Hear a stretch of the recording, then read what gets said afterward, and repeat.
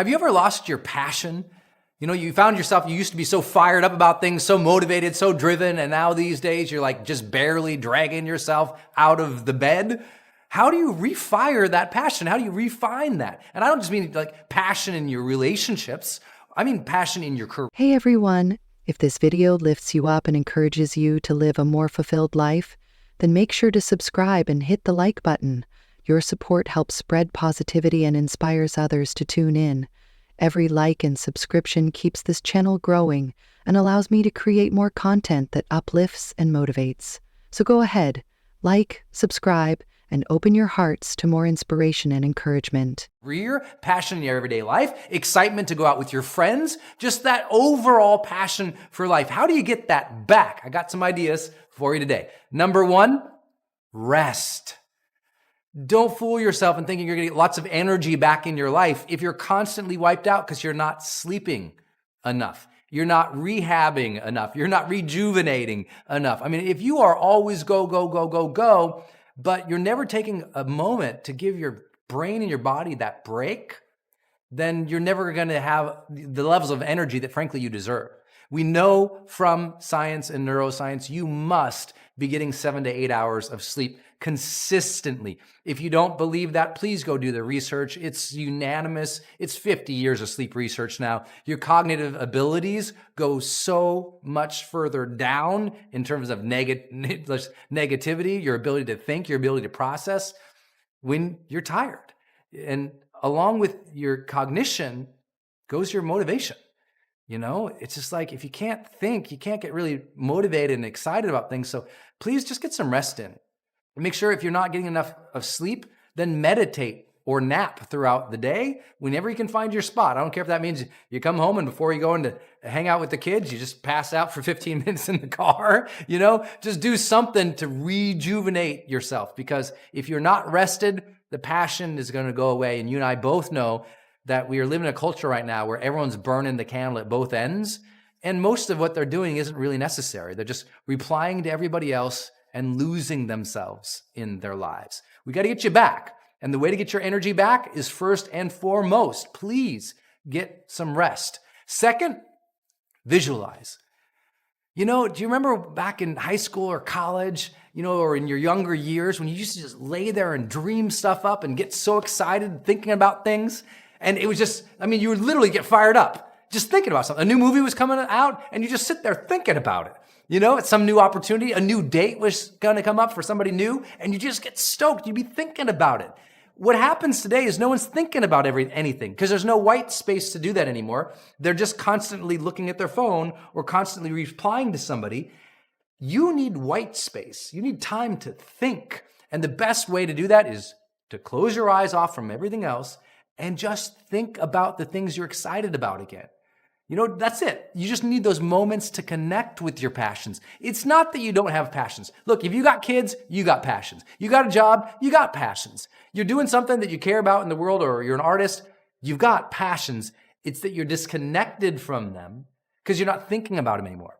You used to just obsess. You'd sit there with your journal and write out ideas. You'd draw things. You'd talk about that thing with everybody else. You'd just lay in bed and just be like, oh my gosh, when this happens, it's going to be so amazing. And you haven't had that for a while, and that's why there's no passion. You're not taking the time to dream up, to think about, and get excited about the passions.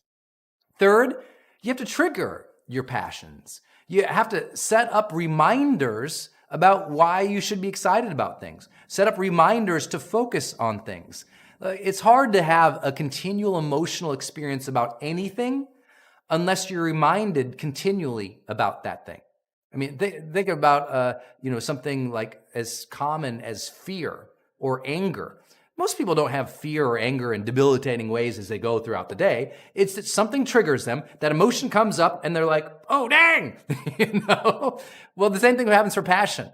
You need something that's triggering your passions, your emotions, like that side of your life that is more connected to your heart or your interests that are beyond the analytical mind. So you've got to do something to trigger yourself in that. For me, for example, I'll watch really motivating and inspiring films or really motivating, inspiring YouTube shorts that I watch this thing and the music and everything, it just fires me up. I have to have a soundtrack to my life that's passionate to stay passionate. So I listen to music that makes me passionate. I watch things that make me passionate. I set reminders on my phone that literally say, be passionate, fool.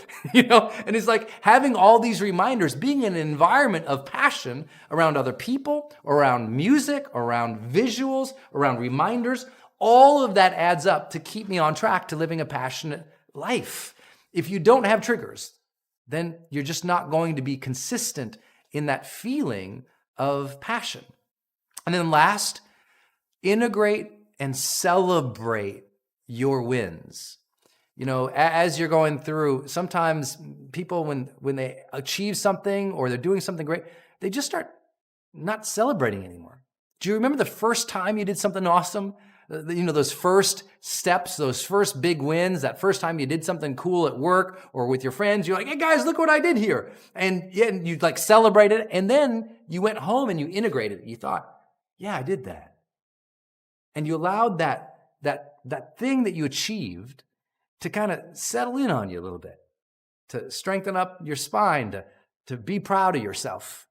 And sometimes we've lost passion in our lives because we stopped celebrating and integrating them. You just keep going after one thing after the next, after the next, after the next, and never taking a pause to appreciate what you've done, to appreciate what you've contributed or felt or connected. And when we don't take those moments just to pause, the passion goes away. The emotional energy of our life flatlines because we're not giving ourselves that gift of just a few moments to appreciate and celebrate and feel life again, feel our accomplishments again. You won't feel passionate for the day if you don't allow yourself to feel greater ranges of emotion that are celebratory, that are excited, that are happy, that are connected. So give yourself that gift of just taking a step back today. What could you be grateful for? What could you be proud of? What could you connect with right now that you've done? Give yourself some credit. And if you don't allow yourself to do that, then your passions will never arise because the last times your passions arose, you didn't celebrate them. You didn't notice it. So your passions said, you know what, Jack, I'm going over here. I'm out of here. They don't. If you don't care about your passions and celebrating them, they're not going to care about waking up for you. So I hope these ideas help you reconnect. You deserve to have a passionate life, but it won't happen automatically. You have to do these things to cultivate those passions. And when you do that, you start to feel an incredible sense of emotional connection with life again. You start to feel more engaged, more enthusiastic, more energized. You start to feel what we call the charged life.